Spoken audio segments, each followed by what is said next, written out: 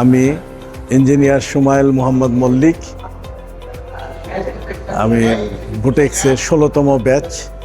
আমি আগামী আইটিইটি নির্বাচন, যেটা 26 তারিখে অনুষ্ঠিত হতে যাচ্ছে, সেই নির্বাচনে এনায়েত সোমাইল নিক্সন পরিষদে সিনিয়র সহ সভাপতি পদপ্রার্থী।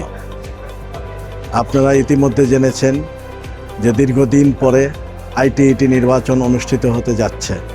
সেই নির্বাচন উপলক্ষে এখন আমাদের ক্যাম্পেইন চলছে। আমরা আইটিইটি নির্বাচন, এই আইটিইটিটা কি? আইটিইটি হচ্ছে টেক্সটাইল ইঞ্জিনিয়ারদের স্বার্থ সংরক্ষণ করার জন্যই আইটিইটি গঠিত হয় 1983 সালে। দীর্ঘ পরিক্রমায় আজকে 2026-এ আমরা পৌঁছেছি। আপনারা জানেন 1983 সালে এই অর্গানাইজেশন গঠন হওয়ার পরও আজকেও আমাদের ঢাকা শহরে আইটিইটির একটা নিজস্ব ভবন নেই। আমাদের অফিস আছে নিজস্ব ইস্টার্ন প্লাজায়, এবং উত্তরাতে আমাদের আরেকটি অফিস আছে, কিন্তু আমাদের অচিরেই আমরা যে জায়গাটি পেয়েছি উত্তরাতে, সেই উত্তরাতে আমাদের আইটিইটি টাওয়ার অথবা আইটিইটি ভবন তৈরি হবে, সেই আশায় আছি।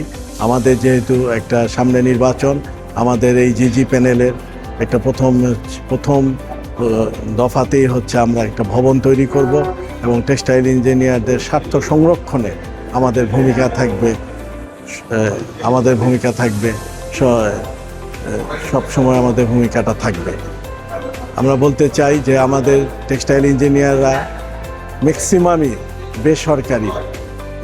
বেসরকারি প্রতিষ্ঠানে চাকরি করে, কিন্তু এই বেসরকারি প্রতিষ্ঠানে চাকরি করতে গেলে দেখা যায় যে এক এক ফ্যাক্টরিতে এক এক ধরনের রুলস রেগুলেশন এবং স্যালারি স্ট্রাকচারও বিভিন্ন ধরনের হয়। কিন্তু আবার দেখা যায় যে চাকরি শেষে তারা অনেক সময় দেখা যায় 2-3 মাস বা 4 মাসের একটা স্যালারি বা অনারিয়াম তারা পায় না। এই ক্ষেত্রে আমরা দেখছি যে আইটিইটি একটা বিশেষ ভূমিকা রাখতে পারে।